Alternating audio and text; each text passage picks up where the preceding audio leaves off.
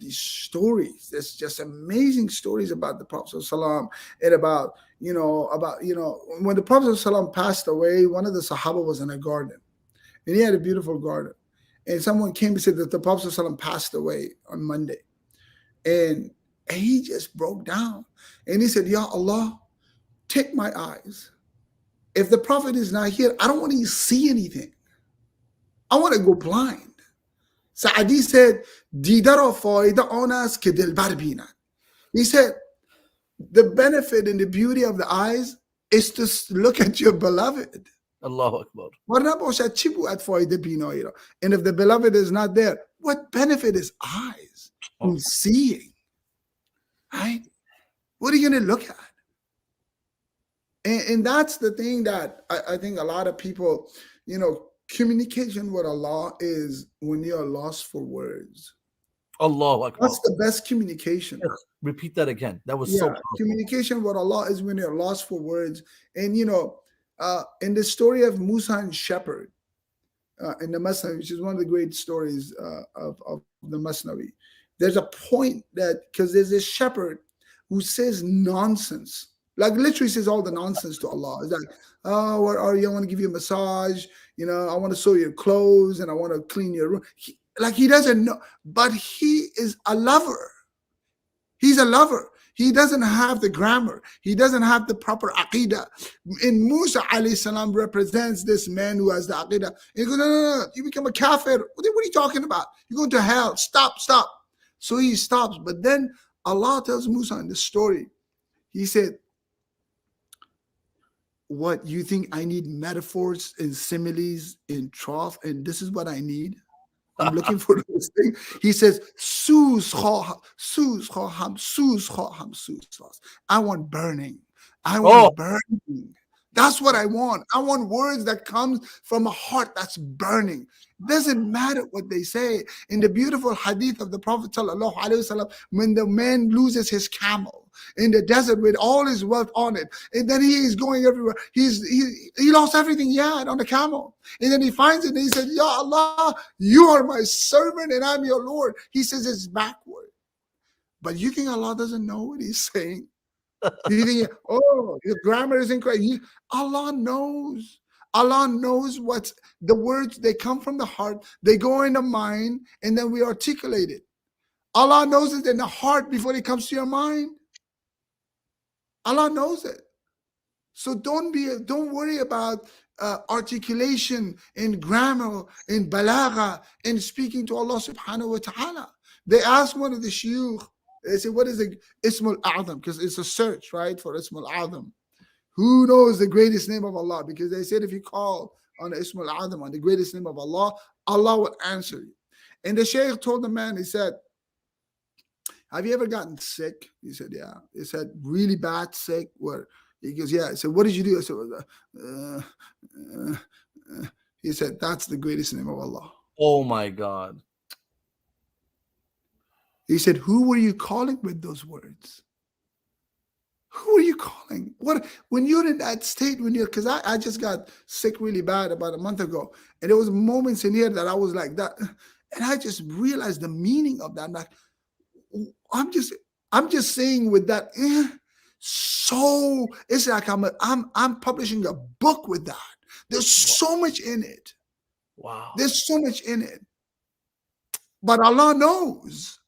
Allah knows what's in it.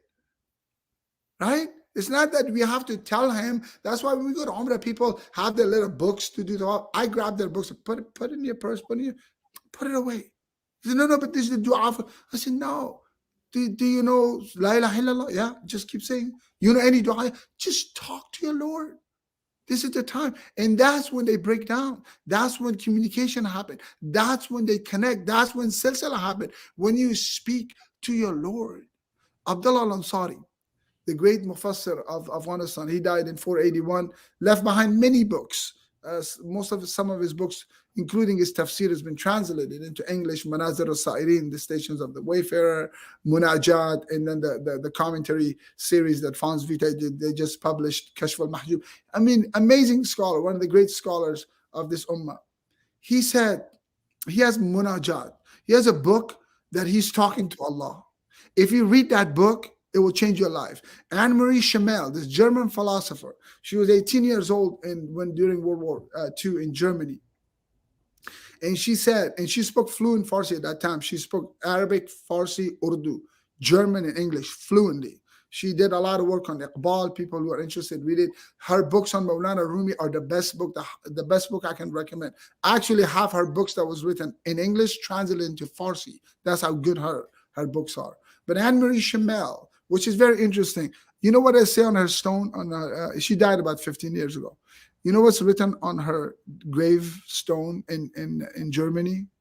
No. It's written in Arabic. الناس نيام فإذا ماتوا انتبهوا. Wow. People are asleep. When they die, they wake up. This statement of Sayyidina Ali. This woman at 18, she was reading Rumi and Abdullah al-Ansari. She said Germany was a hellhole. Germany was he said everywhere was burning, bombs, famine. It was just like we were in the middle of the war. He said, but in my house, there was a meadow from the meadows of paradise through the munajat of Khaja Abdullah al-Ansari. Wow. When I was reading this, and Khaja Abdullah al-Ansari he said to Allah, he said, Ya Allah, how are you going to send me to hell? My name is Abdullah. Just look at that.